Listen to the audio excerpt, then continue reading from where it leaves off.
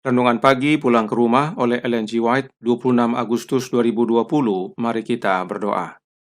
Bapa kami yang di sorga, Allah pencipta langit dan bumi, laut dan segala isinya, Allah yang maha besar, maha kuasa, sumber segalanya, yang kami sembah selalu melalui anak-Mu yang tunggal, Yesus Kristus. Terpujilah Yesus, anak Allah yang maha tinggi, satu-satunya jalan dan kebenaran dan hidup bagi kami. Pada pagi hari ini kami bersyukur boleh bangun dan berbakti dan sebagaimana membaca nasihat firman-Mu. Kiranya Roh-Mu ya Yesus menguasai hati kami, agar kami semua mengerti dan hidup kami diubahkan. Beserta kami sepanjang perbaktian ini, kehendak-Mu yang jadi, ampun kami akan dosa dan salah, karena kami berdoa hanya melalui Yesus Kristus, anak Allah yang tunggal, yang adalah Tuhan dan Juru Selamat kami. Amin. Renungan hari ini akan dibacakan oleh Saudara Godfried Bodewin Kaya. Silakan Saudara Godfried. Renungan pagi 26 Agustus 2020 dengan judul Peringatan kepada Jemaat. Ayat inti terdapat dalam 2 Timotius 3 ayat 1. Ketahuilah bahwa pada hari-hari terakhir akan datang masa yang sukar. Kristus telah menubuatkan bahwa penipu-penipu akan bangkit. Melalui pengaruh siapa, kedurhakaan akan bertambah dan kasih kebanyakan orang akan menjadi dingin. Matius 24 ayat 12. Ia telah mengamarkan kepada murid-murid bahwa jemaat akan berada dalam bahaya yang lebih besar dari kejahatan ini daripada penganiayaan musuh-musuhnya. Berkali-kali Paulus mengamarkan kepada orang-orang percaya terhadap guru-guru palsu ini. Bahaya ini melebihi yang lain-lain. Mereka harus berhati-hati, karena oleh menerima guru-guru palsu, mereka akan membuka pintu kepada kesalahan dengan mana musuh akan menyuramkan pengertian rohani dan menggoyangkan kepercayaan mereka yang baru-baru datang kepada iman dari Injil. Kristus adalah ukuran oleh mana mereka harus menguji ajaran-ajaran yang dikemukakan. Semua yang tidak sesuai dengan ajaran-ajarannya, mereka harus tolak. Kristus yang disalibkan karena dosa, Kristus yang bangkit dari antara orang mati, Kristus yang naik ke tempat yang tinggi, inilah ilmu keselamatan yang mereka harus pelajari dan ajarkan. Amaran-amaran dari sabda Allah mengenai bahaya-bahaya yang mengelilingi jemaat Kristen menjadi bagian kita dewasa ini. Sebagaimana pada zaman rasul-rasul, manusia mencoba oleh tradisi dan filsafat untuk merusakkan iman dalam kitab suci. Demikian pula pada dewasa ini, oleh menyenangkan perasaan suka mengkritik yang lebih tinggi. Evolusi, spiritisme, teosofi, dan panteisme, musuh kebenaran sedang berusaha untuk memimpin jiwa-jiwa ke dalam jalan-jalan yang terlarang.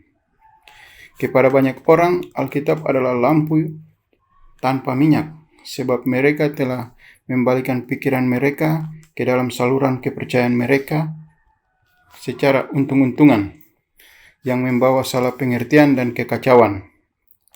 Pekerjaan kritik yang lebih tinggi dalam menganalisis, menerka, memulihkan kembali adalah memusnahkan iman dalam kitab suci sebagai kenyataan ilahi. Hal itu adalah merampok sabda Allah dari kuasa untuk mengendalikan, untuk meninggikan, dan mengilhamkan kehidupan manusia. Oleh spiritisme, orang banyak diajar untuk percaya bahwa kemauan adalah hukum yang tertinggi, bahwa surat izin adalah kemerdekaan, dan bahwa manusia bertanggung jawab hanya kepada dirinya sendiri. Pengikut-pengikut Kristus akan bertemu dengan kata-kata yang indah. Terhadap mana Rasul mengamarkan orang-orang percaya di Kolose, ia akan bertemu dengan tafsiran-tafsiran spiritualisme akan kitab suci, tetapi ia tidak menerimanya. Suaranya akan kedengar dalam penegasan yang terang tentang kebenaran yang kekal akan kitab suci. Menatap matanya tertuju kepada Kristus. Ia harus bergerak dengan tetap pada jalan yang ditentukan, dengan tidak menghiraukan segala buah pikiran yang tidak sesuai dengan ajarannya. Kebenaran Allah harus menjadi mata pelajaran untuk renungan dan meditasinya. Ia harus menganggap kitab suci sebagai suara Allah yang berbicara langsung kepadanya. Dengan demikian, ia akan mendapat akal budi yang ilahi. Alfa dan Omega jilid 7 halaman 399 sampai 401. Terima kasih atas penata layanan Saudara Gottfried. Tuhan Yesus memberkati. Saudaraku dalam Tuhan, renungan hari ini dikutip dari tulisan Roh Nubuat tentang surat Paulus kepada jemaat di Kolose dan Filipi. Hal ini ditulis dalam buku Kisah Para Rasul atau Alfa dan Omega jilid 7 bab 45. Perhatikan dasar atau alasan mengapa nasihat renungan hari ini diberikan dan diambil dari buku dan bab yang sama, yaitu Alfa dan Omega jilid 7 bab 45 halaman 399 paragraf pertama yang berkata, dikelilingi dengan kebiasaan-kebiasaan dan pengaruh-pengaruh kekafiran, orang-orang percaya di Kolose ada dalam bahaya ditarik dari kesederhanaan Injil. Dan Paulus dalam mengamarkan kepada mereka terhadap hal ini menunjukkan mereka kepada Kristus sebagai satu-satunya penuntun yang aman. Inilah alasan mengapa nasihat peringatan renungan hari ini diberikan. Sebab umat Allah dikelilingi dengan kebiasaan dan pengaruh kekafiran. Perhatikan Paulus mengarahkan jemaat untuk memandang kepada Yesus, satu-satunya penuntun yang aman. Jika disebut satu-satunya, artinya tidak ada yang lain, hanya Yesus. Kemudian Roh Nubuat melanjutkan dalam buku dan bab yang sama, halaman 400 paragraf 1. Amaran-amaran dari sabda Allah mengenai bahaya-bahaya yang mengelilingi gereja Kristen menjadi bagian kita dewasa ini. Sebagaimana pada zaman rasul-rasul, manusia mencoba oleh tradisi dan filsafat untuk merusakkan iman dalam kitab suci, demikian pula pada dewasa ini, oleh menyenangkan perasaan suka mengkritik yang lebih tinggi, evolusi, spiritisme, teosofi, dan panteisme, musuh kebenaran sedang berusaha untuk memimpin jiwa-jiwa ke dalam jalan-jalan yang terlarang. Inilah ajaran tradisi dan filsafat yang diamarkan oleh Roh Nubuat. Umumnya, teori evolusi umat Allah sudah tahu. Namun sadarkah umat Allah bahwa hal ini telah merasuk dengan halus masuk ke dalam jemaat? Pertama yang kita perlu pahami, apakah teori evolusi tersebut? Berikut cuplikan dari media di Indonesia yang menjelaskan tentang teori evolusi. Teori evolusi merupakan cabang ilmu biologi yang secara khusus mempelajari tentang perubahan makhluk hidup secara perlahan dalam rentang waktu yang panjang. Dan evolusi adalah perubahan pada sifat-sifat terwariskan suatu populasi organisme dari satu generasi ke generasi berikutnya. Perubahan-perubahan ini disebabkan oleh kombinasi 3 proses utama, variasi, reproduksi, dan seleksi. Sumbernya dapat lihat dalam link di bawah. Nah, ada banyak penjelasan teori evolusi, tetapi ini lebih singkat. Jadi intinya, evolusi itu adalah perubahan makhluk hidup menjadi makhluk hidup yang lain dalam waktu yang panjang dan melalui proses variasi, reproduksi, dan seleksi, yaitu seleksi alam. Poin penting yang perlu kita ingat adalah bahwa ada perubahan yang perlahan dan waktu yang panjang. Nah, apa bahaya dari teori evolusi tersebut dalam kerohanian? Bahwa ada umat Allah yang percaya jika dia melakukan suatu perbuatan baik terus-menerus, maka pada akhirnya dia berubah menjadi orang baik. Apakah ada yang baik dalam diri kita? Roma 3 ayat 12 menyatakan, semua orang telah menyeleweng. Mereka semua tidak berguna. Tidak ada yang berbuat baik, seorang pun tidak. Tidak ada yang berbuat baik. Bahkan Salomo juga menuliskan, sesungguhnya di bumi tidak ada orang yang saleh, yang berbuat baik dan tak pernah berbuat dosa. Pengkhotbah 7 ayat 20. Lalu apakah kita bisa berbuat baik? Bisa, tetapi bukan dengan kekuatan diri kita sendiri. Roh Nubuat menasihatkan dalam Kerinduan Segala Zaman, buku 2, halaman 321, paragraf 1. Hidup Kristus di dalam kamu menghasilkan buah-buah yang sama seperti yang di dalam Dia. Oleh hidup dalam Kristus, berpaut pada Kristus, dipelihara oleh Kristus, mengambil makanan dari Kristus, kamu berbuah sama dengan Kristus. Inilah cara kita untuk berbuat baik. kita harus tinggal di dalam Kristus. Bagaimana caranya untuk hidup dalam Kristus? Dengan menerima Roh-Nya. Masih dalam buku yang sama, Kerinduan Segala Zaman buku 2 halaman 320 paragraf 1 berkata, "Hendaklah kamu tetap di dalam aku dan aku juga di dalam kamu." Tinggal dalam Kristus berarti selalu menerima Roh-Nya, suatu kehidupan penyerahan yang tidak terbatas kepada pekerjaannya. Inilah cara untuk selalu terhubung dengan Kristus, yaitu dengan secara terus-menerus menerima Roh-Nya Kristus. Inilah cara untuk menghasilkan buah roh, sebab di luar Kristus kita tidak dapat berbuat apa-apa. Teori evolusi sejalan dengan teori atau doktrin pembenaran oleh perbuatan. Dan ini ada di kalangan umat Allah. Kemudian, spiritisme. Renungan hari ini jelaskan, orang banyak diajar untuk percaya bahwa kemauan adalah hukum yang tertinggi. Itu adalah izin untuk kemerdekaan dan bahwa kita bertanggung jawab kepada diri kita sendiri. Inilah ajaran setan yang disebut do what thou wilt, yang artinya lakukan yang engkau mau.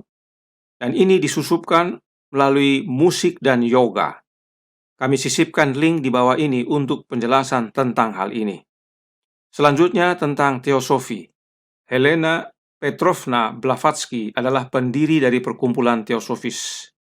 Dalam bukunya The Secret Doctrine halaman 793 tahun 1888, dia mengajarkan Lucifer adalah terang ilahi dan duniawi, Roh Kudus dan setan satu dan pada waktu yang bersamaan. Orang-orang ini menyembah setan dalam ritual-ritual mereka. Mereka ini bukan organisasi Kristen.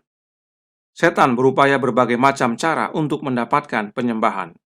Itu yang dia inginkan di surga, namun tidak mendapatkannya. Bahkan waktu dia coba Yesus yang ketiga kali, dia berkata, "Semua ini akan kuberikan kepadamu jika engkau sujud menyembah aku." Matius 4 ayat 9. Setan selalu berusaha untuk mendapatkan penyembahan. Lalu apa kata Nyonya White tentang teosofi? Mind, Character and Personality, volume 2, halaman 699, paragraf 4. Karena mereka adalah pemalsuan kebenaran, maka spiritualisme, teosofi, dan tipu daya sejenis mendapatkan kekuatan seperti itu atas pikiran manusia. Disinilah pekerjaan hebat setan. Dia berpura-pura menjadi penyelamat manusia, penderma umat manusia, dan dengan demikian dia lebih siap memikat korbannya menuju kehancuran. Inilah teosofi. Inilah penyamaran halus setan, sehingga umat tidak sadar telah disusupi. Bahkan nanti setan akan muncul seperti Yesus untuk menipu umat pilihan sekalipun. Apa nasihat Nyonya White tentang teosofi? Manuskrip 64 tahun 1904, paragraf 10, berkata, "Biarkan dunia masuk ke spiritualisme, ke dalam teosofis, ke dalam panteisme, jika mereka mau. Kita tidak ada urusan dengan cabang pekerjaan setan yang menipu ini. Sentimen yang menyenangkan dari panteisme akan membawa banyak jiwa ke jalan terlarang." Nyonya White minta kita tidak ada urusan dengan pekerjaan setan ini. Lalu bagaimana dengan panteisme? Doktrin ini sudah sempat masuk dalam gereja Advent yang diajarkan oleh John Harvey Kellogg. Melalui ajarannya, bahkan melalui ajaran panteismenya, Kellogg menyusupkan doktrin Trinitas. Kita baca cuplikannya dari surat A.G. Daniels kepada Willie White, Oktober 29 tahun 1903, halaman 1 dan 2, yang berkata, "Dia memberitahu saya bahwa dia sekarang percaya kepada Allah Bapa, Allah Anak, dan Allah Roh Kudus, dan bahwa menurut pandangannya adalah Allah Roh Kuduslah dan bukan Allah Bapa yang memenuhi semua ruang dan setiap makhluk hidup. Dia mengatakan jika dia percaya ini sebelum menulis buku, dia bisa mengungkapkan pandangannya tanpa memberikan kesan yang salah, yang sekarang diberikan buku tersebut. Saya menempatkan di hadapannya keberatan yang saya temukan dalam pengajaran dan mencoba untuk menunjukkan kepadanya bahwa ajaran itu benar-benar bertentangan dengan Injil, sehingga saya tidak melihat bagaimana hal itu dapat direvisi dengan mengubah beberapa pernyataan." Lihat kembali pelajaran tanggal 29 Juli jika ingin penjelasan lebih lengkap. Nah, apakah Trinitas yang Kellogg yakini sama dengan yang diyakini oleh gereja Advent yang sekarang? Sama. Perhatikan Kellogg melalui ajarannya menggabungkan panteisme dan trinitas. Kellogg ajarkan bahwa Allah rohlah yang memenuhi semua ruang dan setiap makhluk hidup. Ini semua adalah ajaran yang diamarkan oleh roh nubuat agar jemaat hindari, sebab ini adalah pekerjaan penipuan setan. Semua ajaran ini menjauhkan kita dari kebenaran Injil. Masih dalam buku Alfa dan Omega jilid 7 bab 45, Nyonya White menuliskan, halaman 401 paragraf 1. Pengetahuan Allah yang dinyatakan dalam Kristus adalah pengetahuan yang semua orang yang diselamatkan harus miliki. Inilah pengetahuan yang mengerjakan perubahan tabiat. Kebenaran inilah yang perlu kita miliki, yaitu tentang Allah dan anaknya Kristus Yesus, agar kita mengalami perubahan karakter menjadi serupa dengan Bapa dan Anak, dan itulah yang melayakkan kita menerima warisan hidup kekal. Karenanya renungan hari ini menyatakan dalam Pulang ke Rumah halaman 255 paragraf 3 yang berkata, menatap matanya tertuju kepada Kristus, ia harus bergerak dengan tetap pada jalan yang ditentukan, dengan tidak menghiraukan segala buah pikiran yang tidak sesuai dengan ajarannya. Kenapa kita harus menatap kepada Kristus? Karena dialah satu-satunya penuntun yang aman. Setiap ajaran yang tidak sesuai dengan ajaran Kristus, tinggalkan. Tuhan memberkati, saya bawa dalam nama Yesus. Amin. Mari kita berdoa. Bapa kami yang di sorga, Allah pencipta langit dan bumi, laut dan segala isinya, Allah yang maha besar, maha kuasa, sumber segalanya, yang kami sembah selalu melalui anak-Mu yang tunggal, Yesus Kristus. Terima kasih atas peringatan yang diberikan kepada kami, agar kami dapat menyelidiki dengan benar kebenaran Kristus, sehingga terhindar dari jebakan setan. Tuhan campur tangan karena semakin lama semakin halus yang mana umat tidak sadari, agar kami bersungguh bersedia dan berjaga sampai Engkau datang. Kami serahkan hidup kami sepanjang hari ini kehendak-Mu yang jadi. Ampun kami akan dosa dan salah, karena kami berdoa hanya melalui anak Allah yang tunggal, Yesus Kristus, yang adalah Tuhan dan Juru Selamat kami. Amin.